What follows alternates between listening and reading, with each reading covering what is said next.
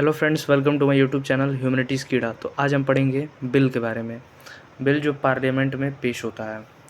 Bill is the draft of the proposed law, यानी किसी भी कानून को जब बनाया जाता है तो उसका जो एक ढांचा होता है उसी को बिल कहते हैं।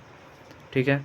बिल को पार्लियामेंट के दोनों हाउसेज़ में पेश किया जाता है और वहाँ से पास होने के बाद वो प्रेसिडेंट के पास जाता है और प्रेसिडेंट के सिग्नेचर के बाद वो कानून बन जाता है। यानी कि जो कानून का कच्चा रूप होता है वही बिल होता है।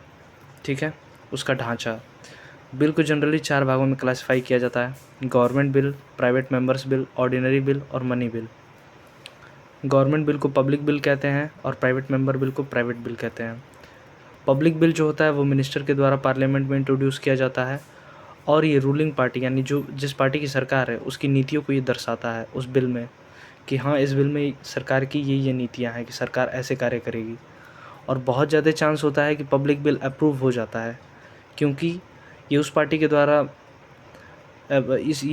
द्वारा इंट्रोड्यूस किया जाता है जो पार्टी मेजॉरिटी में रहती है। और प्राइवेट बिल जो होता है वो पार्लियामेंट के किसी भी सदस्य के द्वारा इंट्रोड्यूस किया जा सकता है और ये जनरली अपोजिशन पार्टी के मेंबर ही इसे इंट्रोड्यूस कराते हैं पब्लिक मैटर से रिलेटेड, कि हाँ, अब इस प्रकार की पब्लिक से रिलेटेड कानून बननी चाहिए। और बहुत कम चांसेस होता है कि प्राइवेट बिल जो है वो पास हो पाए, क्योंकि ये उस पार्टी के द्वारा कराया जाता है जो मेजॉरिटी में रहती ही नहीं है।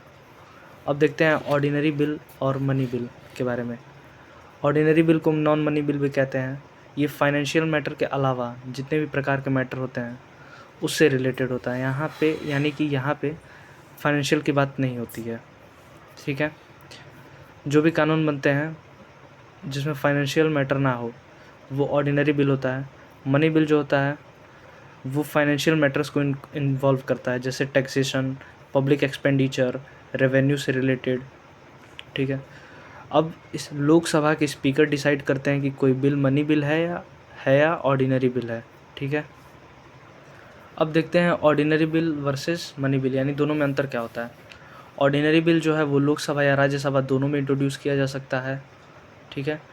और ये मिनिस्टर या प्राइवेट मेंबर इसे कोई भी पेश कर सकता है और ये प्रेसिडेंट के बिना रिकमेंडेशन यानी बिना उनकी सिफारिश के इसे पेश किया जाता है। राज्यसभा जब एक हाउस से दूसरे हाउस यानी राज्यसभा में जब जाता है ऑर्डिनरी बिल, तो राज्यसभा की पास ये पावर रहती है कि वो कुछ उसमें अमेंडमेंट कर दे, यानी उसमें कुछ बदलाव कर दे या उसे रिजेक्ट कर दे ऑर्डिनरी बिल को।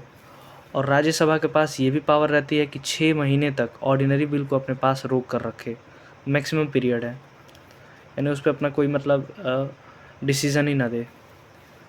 ऑर्डिनरी बिल रिजेक्ट, अप्रूव और रिटर्न किया जा सकता है प्रेसिडेंट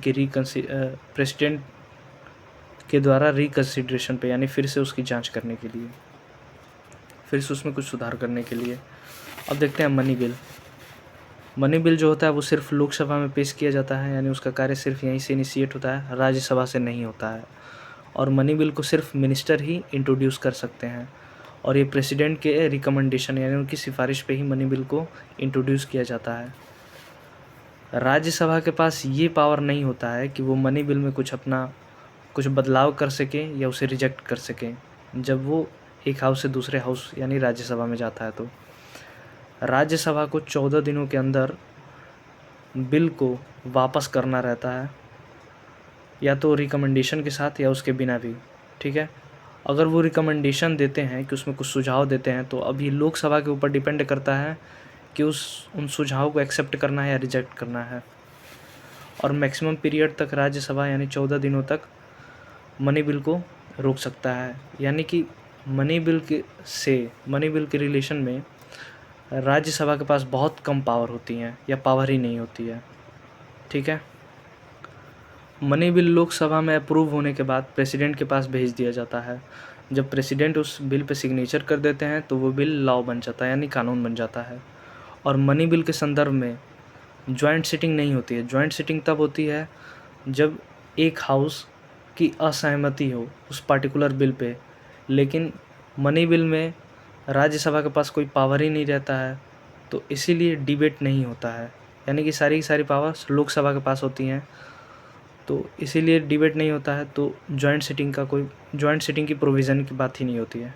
ठीक है, अगर वीडियो अच्छी लगी हो तो आप चैनल को सब्सक्राइब कर दें और वीडियो को लाइक कर दें। Thank you.